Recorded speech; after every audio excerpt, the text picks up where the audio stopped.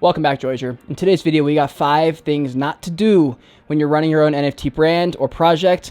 And there's a bunch of reasons for that. It's actually a highly requested video because a lot of new projects are minting. A lot of people are asking me questions. Cade, why are you not shilling these NFTs? Why aren't people minting projects? Hey, Cade, I just got a new NFT project, so I want to talk about it. Also, before we get into kind of that stuff, I want to open up and talk a little bit about how I've been feeling because a lot of you guys are new. I never in my fucking life expected to have my channel take off like this. This is something I've been dreaming about for my entire fucking life. Literally since 2010. You can go back on my YouTube channel. 10 fucking years. I started making videos in 2011. And I just never thought it would happen. I even took breaks because I never thought it was going to happen. But I was always observing. I was always learning. And I was always getting ready in case it happened. Anyway, so I'm sure you guys understand that I'm feeling the pressure of having a new channel that's kind of exploding. And I've never had this much attention in my fucking life. And it is so scary. I feel like I'm going to puke 24/7. That's not a lie. I know I put on a good fucking show for you guys with the glasses, but I feel like I'm going to puke 24/7 because it's really scary. But I also read somewhere that being scared and being excited is like the same feeling, like your brain can't decipher which is which. And I'm literally a month away from monetization on YouTube. I am so excited and I'm so scared at the same time, and I think that's what it is. So anyways, yeah, I just want to say, honestly, from the bottom of my heart, especially if you've been here since the beginning, thank you so fucking much for being here. Being a YouTuber has literally been my dream since I was a middle school fucking loser with no friends, and YouTubers were the only people who seemed like they cared about me because of the way they talked in videos, and they made me feel, you know, just part of the conversation. Another reason I feel very fucking excited is some very recent news. If you're following me on Twitter or you're in my Discord, or if you're in the Space Apes Alpha Discord, if you're a holder of the Space Apes, you would have heard about an NFT artist that is on the come up, I believe. I actually think, so I know you guys have heard me talk about this. Gary Vee has been one of my biggest influences. Sometimes I feel like he's living a future life that I'm living, and I don't know. I just covered Creature World, which is kind of interesting. It's like a weird coincidence here. I feel like I may have found my Danny Cole for NFTs, and I think it's this girl named Sydney Espo. I ended up interviewing her a month ago maybe, and she was like, yeah, like I'm doing NFTs and blah, blah, and I was like, okay, cool, I'll check it out. And I remember I saw her NFT, and I was like, there's something weird. I don't know what this, there's something here. And so I bought one. And at this point, she had literally no followers on anything. Nothing had really been set up. I just had bought it because I thought there was something here. So guys, the way you find a new Fidenza, the way you find the next big artist is by finding them before they've blown up, right? So I have a thesis. As you guys know, I've developed thesis-based investing because of LEO trades. That is the way to go. That's the way you win. And my thesis is, I think Sydney will do very well. I obviously have no idea if she will, but I think she will. Glasses back on, let's get into analysis mode. So I will be using her project as a little bit of an example for a lot of these things. I was able to speak to Sydney and help advise her on certain things, what not to do, what to do, just certain things I think would be really helpful that Fidel was able to help me with when I first got started. I wanted to give back. And so we're gonna cover 5 things not to do when launching and running an NFT project. This couldn't be more relevant to this time in the NFT market. As you guys know from the Creature World NFT video, I told you guys if you're gonna invest in an artist early, it's better to do so when the price is low, so it's minimum risk and it's maximum reward. If you're buying a Creature World at 1 Ethereum, that's a lot more risky than buying a Creature World at Mint. So with Sydney Espo's, I actually bought at Mint for 0.06 Sol. She's on the SolC. She's actually got a verified NFT project, which is actually pretty crazy because a lot of projects have been waiting months and months, and she got it within like 48 hours. So I'm editing this right now, and someone in my Discord alerted me that the set has actually sold out entirely, and there's only 2 listed, and the floor is now 20 Sol. It was originally 0.06. I was the very first buyer ever for this set. I bought 7 of them, and they're all identical, and I also bought the only one of one that exists. It's called Nude in the Noodles, I believe. It's a fucking beautiful piece, and I was like, you know what, this looks special actually, and I went with my gut and I stuck with my convictions, and look where we are. Set went from having 2 or 3 views, I think, to 2,360 views. So maybe I am onto something. Maybe I know something about art. So the first thing not to do when you have a NFT project that's new is not to prepare before it blows up. You want to prepare. If you do not prepare, you will fucking fail. Here's how I know this. Before my NFT project blew up from Fidel, I had set up my Discord, my Twitter, all my shit was ready to go in case I blew up. I didn't know, I hoped, and I prayed. And he gave me the first, I didn't blow up, but like that was my launch pad. I never would have gotten anything if that hadn't happened. And if I hadn't prepared beforehand, I would have been royally fucked. So here's my Discord channel. We've got 215 members now. We've got a shit ton of different channels. This is obviously not what it looked like in the beginning, but I had like 80% of this was already set up right when we started, and it was good to go. My friend Devin helped me out. Shout out Devin. I had already set up my Twitter to look like an NFT photographer, NFT creator. Since then, some things have changed, but I'd made sure my bio was ready to go. I had made sure I had a link tree in with my OpenSea. So what I did was, when I bought Sydney's, and I bought a few more actually, I actually have an entire fucking army of them, and I bought her one of one piece. So sorry if you wanted to buy it now, that is not available. I'm just like Gary Vee. I bought that like GIF. You remember that GIF that I showed you in the last video? I am the owner of basically that for Sydney's project. It's our first one of one, and that's what I get for being early, dude. That's what happens when you're early. You get to decide what to do, pretty much. So yeah, before Sydney blew up, I wanted to make sure she was all set, that she had a Discord ready to go, that she had her Twitter that looked right, she had a link tree that looked right, and she did. Look at this. So her link tree, she got Solsi, she got her TikTok, her Twitter, her Instagram, her Discord. This all looks very, very prepared. Just so you guys know what this looks like, this is the point of departure collection. Just really, really cool. Super interesting. There's only 5 left. There was, I believe, 50 at one point before I made it clear on my Twitter that this might be the next big thing. And here's my collection. I've got 1, 2, 3, 4, 5, 6, 7 Side of Light, and then I have her one of one nude and noodles. I think this picture is absolutely fucking phenomenal.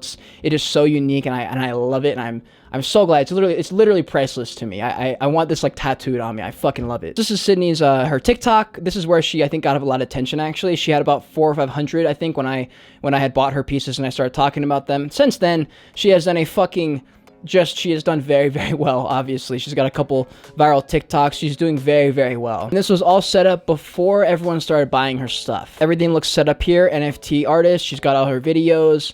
Very, very concise, clear. People know what they're getting when they look at her socials. And here's her Discord. It looks very, very fucking organized. She's got a good mod in there. She's got people talking. It's a good time in there. This is so fucking important, especially when you're first starting out. You need to get these things right. This is what my link tree looks like. I like the stealth, like the darker color, but you just want to make sure it looks professional. And this looks absolutely fine. It fits her mold. It fits her format. It fits her style. I think it's perfect. Anyways, I just wanted to mention that in a YouTube video, just so I could kind of tell you guys I was right in a couple years when she's one of the biggest NFT creators. I think, in my opinion, I also could be absolutely wrong. She could fucking do absolutely nothing. It is 100% possible. She could also, everything could go wrong. As you guys know, when you invest in a project with the main thing being an artist, everything can go wrong at a split second, you know.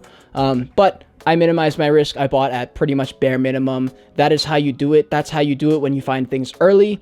And I did not want to be Logan Paul, because I remember this on a podcast. He goes, man, Gary Vee called me, and like 5 months ago, he told me to buy some CryptoPunks, and like everyone says, I wish I bought more. Those words rang clear in my head, so I bought like 7. The risk is just so minimal with the highest potential upside that I just don't care. I just don't care. Anyways, guys, that's a total spider sense thing. That's just something I saw personally, and obviously a lot of other people saw it. You know, like Fidel says, all I'm doing is pointing. I'm not telling people to buy it. I'm just saying, hey, look at that. You know, so shout out Fidel for being a fucking boss and teaching me that collecting art is the coolest thing ever, and I'm fucking addicted. The second thing not to do when you're running an NFT project is overhyping everything, making ridiculous whitelist competitions. Look, the main reason I say that is because that shit's already been done, okay? There was a wave of that happened, the last NFT Mania. That was the only time that kind of thing could fly without people getting sick of it. It's fucking annoying, okay? It's already been done. If you're a new project, think of something new. Please think of something new. Plus, it doesn't fucking work for the most part. It takes a lot of fucking effort to maintain demand after you've risen up here. Because as you guys know, everything that goes up must come down. It always does. That is the way of everything. For example, Mechaverse.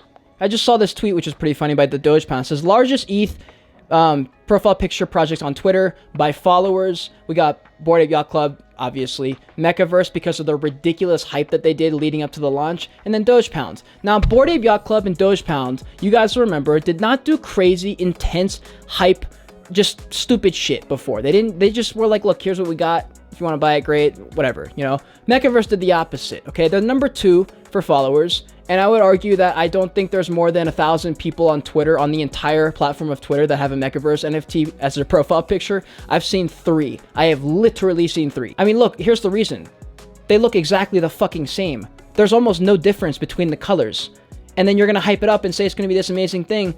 And when you hype it up, you only have down to go, guys. You only have down to go. This is the way of everything. And I've talked to so many new projects, and I said, under no circumstance do you do some ridiculous whitelist competition, some stupid Bear X, Divine Anarchy shit. Just don't do it. It will not work. I will not help you in your project. This is what you're gonna do. Here's another example of like how are you gonna follow it up. Here's Mechaverse's roadmap. There's literally fucking nothing here. This is the most basic standard roadmap I've ever seen in my life. How are you gonna hype up a project and deliver this? This fucking blows. This blows. Merch shop, giveaway, website update. That's not a fucking roadmap. What are you talking? Airdrop? Dude, this has been done.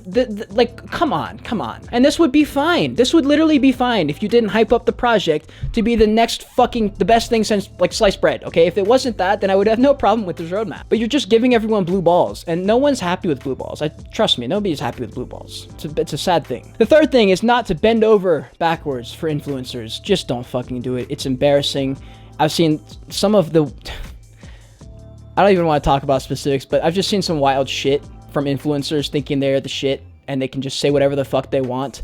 And I'm telling you right now, nobody wants you in your project if you're gonna be a fucking asshole. Nobody. If I had an NFT project and some random ass influencer with 1 million followers just started demanding shit in order to like shill my project, I'd be like, go suck a dick. Go literally suck a dick. If you're a new project, do not prioritize giving your fucking influencers 3,000 whitelist spots, a bunch of free mints. Don't give them 15% of the company. You don't need it. I promise you don't need it. Every project will still go through ups and downs.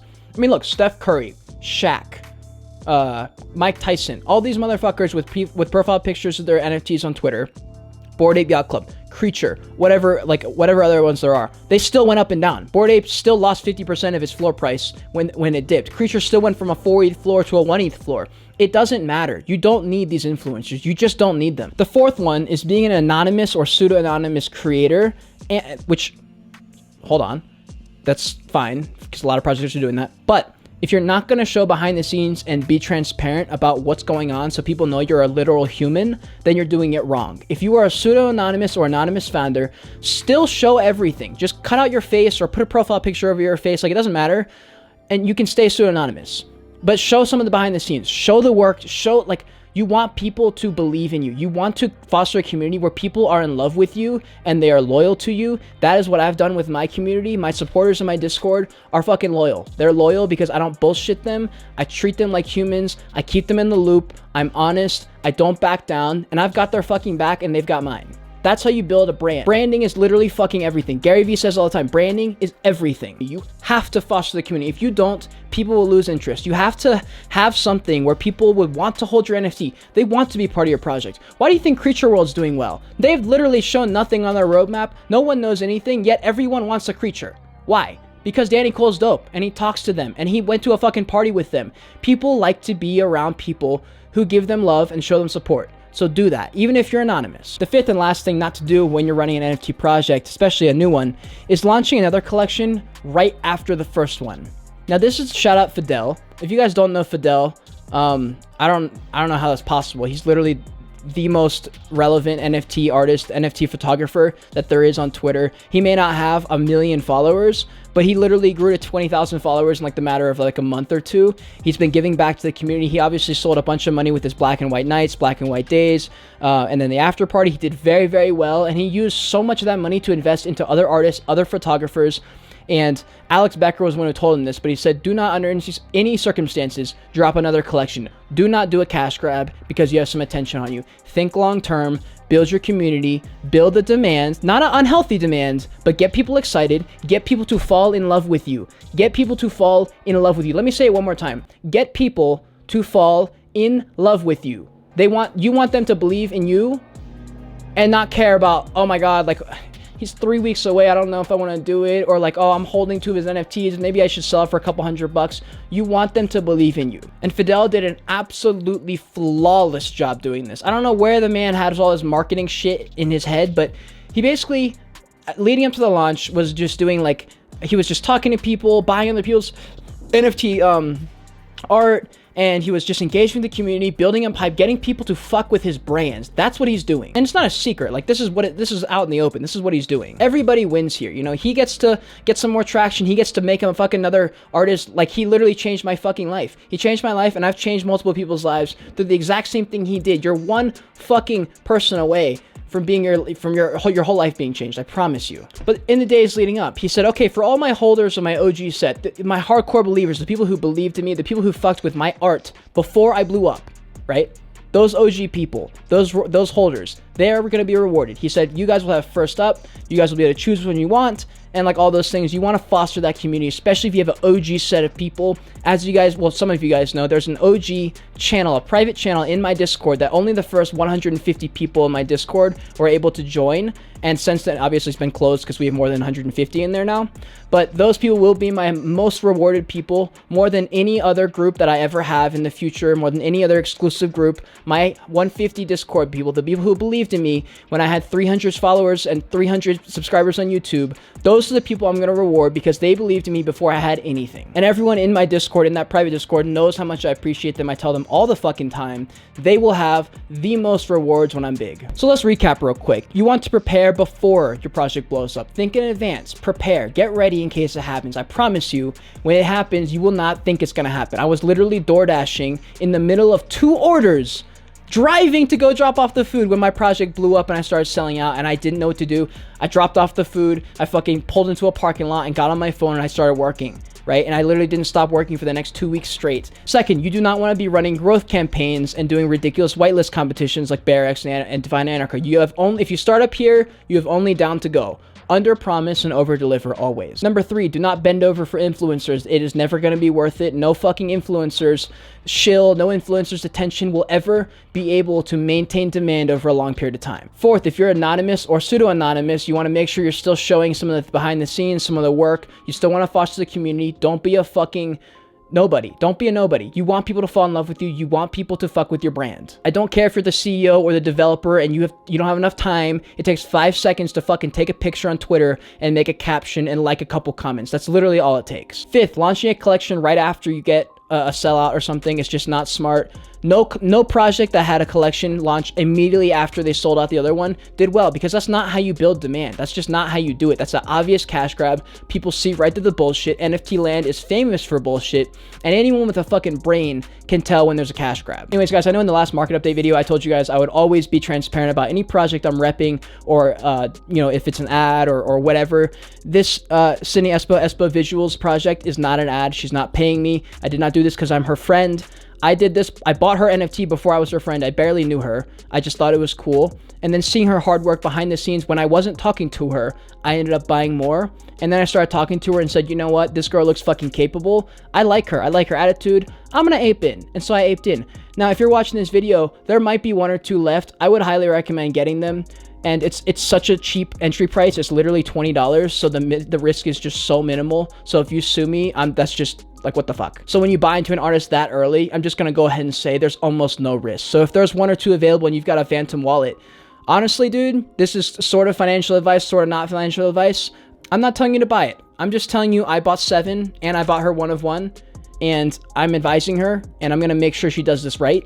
And I'm going to make sure I do every project that I'm advising for, helping out, keeping an eye. I'm going to make sure they're doing it right. Because as you guys know, my goal with NFTs is not to make the most money. It's not to flip projects. It is to make you guys independent. It's to grow the NFT space. It's to actually contribute to a world that I'm so fucking excited for. And the fact that I can help change people's lives and start things and make dreams happen, like, of course I want to do all that too. So I'm going to do as much as I fucking can. And guys, I got fucking videos literally coming out 1 to 2 times every single day. This is what I've been wanting to do my whole life. So I promise you, if you invest in me now, early, at around 1,000 followers, you will absolutely be happy you did in a few months. Anyway, slap a like in this video. I feel like I dropped a good bit of alpha in here. If you want to see more of me right now, go ahead and click on one of these boxes on the other side of me. And until next time, continue on your Joyage, continue to learn, and be grateful you're alive watching this video.